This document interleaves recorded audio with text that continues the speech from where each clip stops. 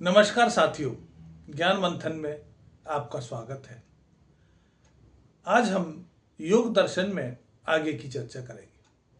पिछले एपिसोड में योग दर्शन के बारे में चर्चा करते हुए बताया कि महर्षि पतंजलि ने जो दुख अर्थात क्लेश के बारे में बताया था कि जो 5 क्लेश हैं, व्यक्ति को उनको दूर करने का एक उत्तम मार्ग है अष्टांग योग। इसके माध्यम से व्यक्ति अपने चित्त को एकाग्र कर ईश्वर के सानिध्य पहुंच जाता है। तो आज हम उसी अष्टांग योग की चर्चा करेंगे। अष्टांग योग में 8 बातों पर जोर दिया गया है। ये बातें हैं यम, नियम, आसन, प्राणायाम, प्रत्याहार, धारणा, ध्यान और समाधि। इन 8 में से आज पहले यम के बारे में आज हम बात करेंगे। यम में 5 तत्वों को बताया गया है: सत्य, अहिंसा, ब्रह्मचर्य, अस्तेय, अपरिग्रह। तो इन्हीं 5 पर आज हम विशेष बात पर ध्यान देंगे, क्योंकि जैन दर्शन में भी हमने इन्हीं 5 के बारे में बताया था कि जैन दर्शन भी इन 5 तत्वों पर विशेष जोर देता है। उस समय इसकी विस्तार से चर्चा नहीं की गई थी, क्योंकि वो कहते हैं इन पर चलकर हम मुक्ति को प्राप्त करते हैं, और यहाँ पर ईश्वर के सानिध्य की बात कही जा रही है। तो सत्य से तात्पर्य है कि जो हितकर है और प्रिय है।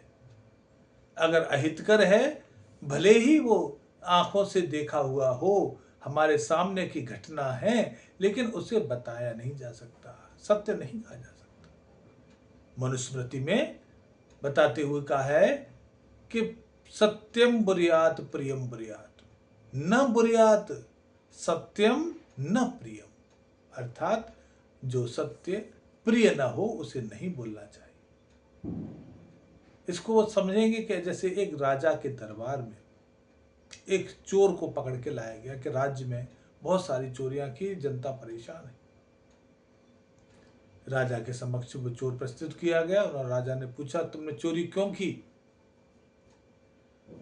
तो वो जो चोर था वो किसी दूसरे प्रदेश का था, उसकी मातृभाषा दूसरी थी।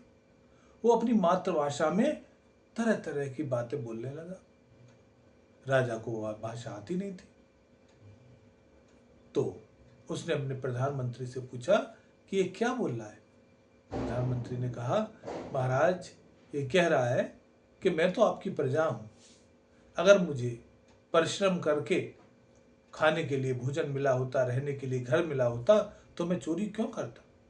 आपके राजा होते हुए मुझे ये चीज सुलभ न थी, इसी कारण से मुझे मजबूरी में ये कार्य करना पड़ा। राजा को लगा बात तो ठीक कह रहा है, चलो उसको छोड़ दो, माफ किया इसको। जैसे ही सैनिक उसको छोड़ने लगे, एक दूसरा मंत्री कहता, महाराज इस भाषा को मैं जानता हूं, ये आपको ये नहीं कह रहा, ये तो अपनी भाषा में भांति भांति से बुरी बुरी गालियां दे रहा है आपको। महाराज, राजा ने कहा, अगर आपकी बात सत्य भी है तो भी मैं उसको स्वीकार नहीं करूंगा, और प्रधानमंत्री की बात अगर असत्य भी है तो मैं उसे स्वीकार करूंगा, क्योंकि उसके झूठ से अगर किसी की जान बचती है तो मुझे ज़्यादा प्रिय है, और तुम्हारे सत्य से अगर किसी की जान अगर जान चली जाएगी तो मुझे प्रिय नहीं है। इसलिए जो बात हितकर है, प्रिय है, वही सत्य है, उसी को बोलना चाहिए। दूसरा होता है अहिंसा। अपनी समस्त ज्ञानेंद्रियों को ईश्वर को जानने के लिए नियमानुसार और संकुचित ढंग से उनका प्रयोग करना ही ब्रह्मचर्य है। हम उसका सही सही प्रयोग करें, अपने आनंद, अपने भोग के लिए उन इंद्रियों का प्रयोग न करें। तीसरा है अहिंसा। अहिंसा करने वाला के प्रति अगर आप जवाब नहीं दे रहे, वो अहिंसा नहीं है, वो कायरता है। अगर आप पे अत्याचार होता है, आपको के प्रति कोई विरोध की भावना, दुश्मनी की भावना रखता है, तो आपको जवाब देने के लिए आप स्वतंत्र हैं, वो अहिंसा में नहीं आएगा। अहिंसा में मेन जो मुख्य बात है वो है कि उस कार्य को करते समय भाव क्या है। एक अबोध बच्चा है, पिता की गोद में खेल रहा है और वो खेलते खेलते पिता को चाटा मार देता है, पिता मुस्कुरा देता है, उसका हाथ पकड़ लेता है।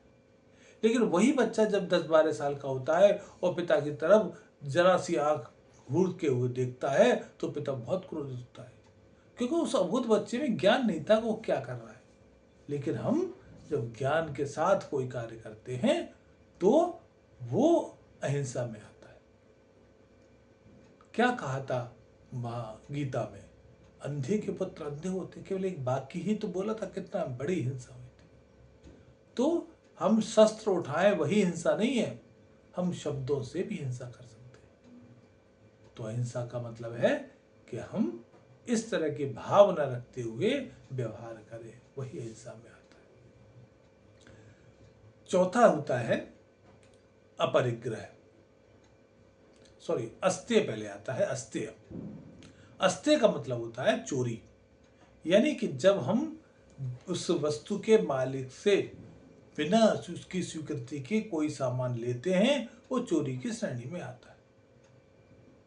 आचार्य चरक, जिनको राजाज्ञा थी कि वो किसी के भी खेत से, किसी के भी उद्यान से कोई भी वनस्पति ले सकते हैं, एक बार अपने शिष्यों के साथ जा रहे थे, तभी एक खेत में उन्होंने नीले फूलों को देखा।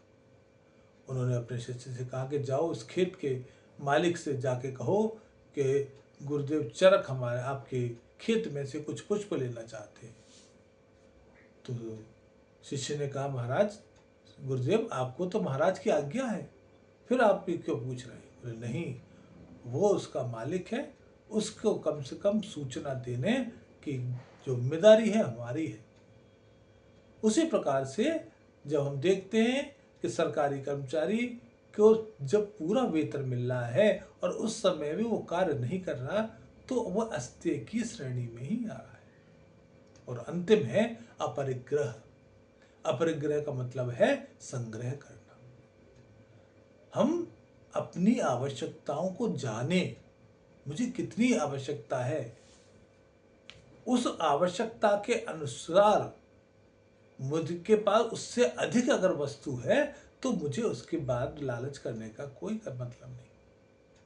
हमें पता ही नहीं हमें कितनी ज़रूरत है, इकट्ठे करते जा रहे हैं, कपड़ों के कपड़े लेते चले जा रहे हैं, ढेर लगे हुए। उसको तो समस्या ये है कि उसके पास वस्त्र नहीं है, इसलिए उसको समस्या है।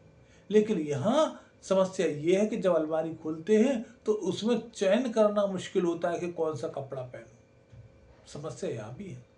तो हमें इन अनावश्यक वस्तु संग्रह से बचना होगा, योग हमको सिखाता है। तो ये सारी पांचों बातें आज यम के अंतर्गत हमने बताई। नियम में कौन कौन सी बातें आती हैं इसकी चर्चा अगले अंक में करेंगे। आज के लिए इतना ही। आपसे निवेदन है, इस चैनल को देखिएगा, लाइक करिएगा, शेयर करिएगा, लेकिन सब्सक्राइब जरूर करिएगा। नमस्कार।